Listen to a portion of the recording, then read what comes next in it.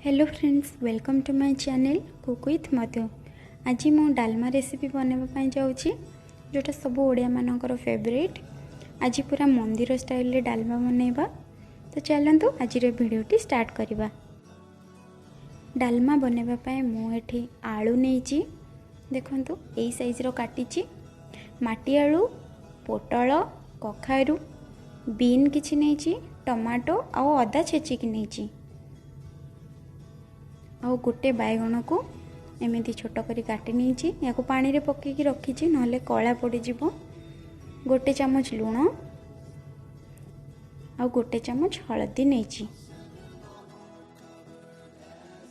एबे कुकर बसाई एथिरे 2 ग्लास पानी देबा।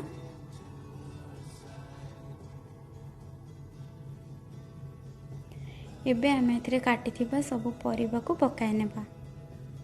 परिबा को भल भाव धोईकी रखिबे।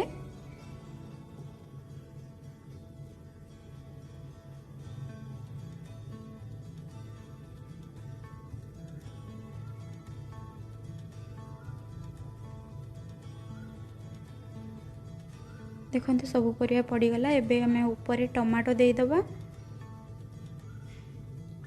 आउ बैगण दे दबा।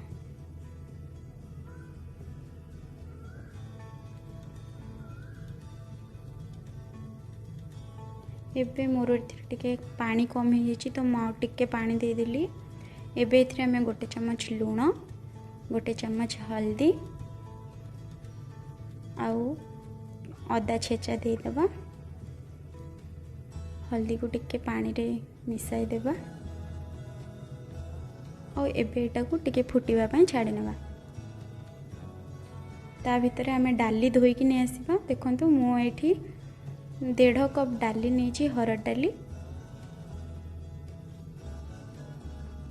पानी फुटिलाणी, डाली भी धोई नहीं। एबे आमे डाली दे दबा एथिरे।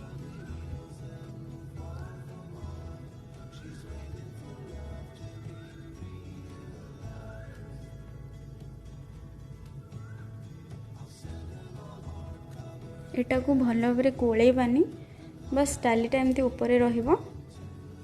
एबे आमे कुकर बंद कर देबा। आकु 2टा हुइसिल देबा पर्यंत छाड़ी देबा। देखंतु एबे मोर एठिरे 2टा हुइसिल हे गलानी। मु एबे गैस रो फ्लेम को ऑफ कर देली आ या को 10 मिनिट पय छाड़ी देली। एबे 10 मिनिट हे जाईची।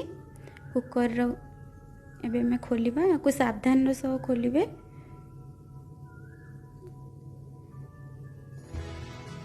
देखंतु डाली भल भाव सिझी जाइए, परिबा भी भल भाव सिझी।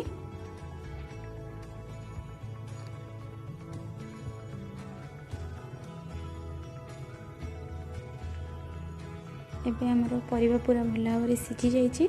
एबे हमें पैन गरम करी सेथिरे 2-3 चम्मच तेल देबा।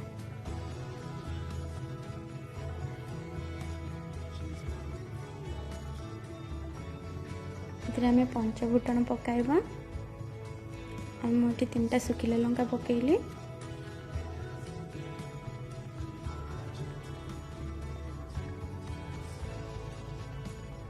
एबे आमे याको डालमा ऊपर छुंक दे देबा।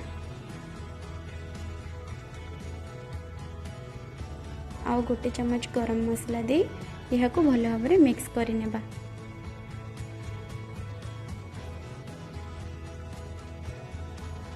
देखो डालमा भल भाव मिक्स हो जाइए। आमर भोजी रे जेमिति हुए और मंदिर रे जेमिति डालमा तैयारी हुए एटा पूरा सेमिति ही होइछि। एबे आमे याको सर्विंग प्लेट को काढी नेबा। जदि आपनको मो वीडियो भल लागिछि ताहले लाइक, शेयर और मते कमेंट करी कहंतु केमति लागिला। आ मो चैनल को सब्सक्राइब करि नियंतु। Thank you.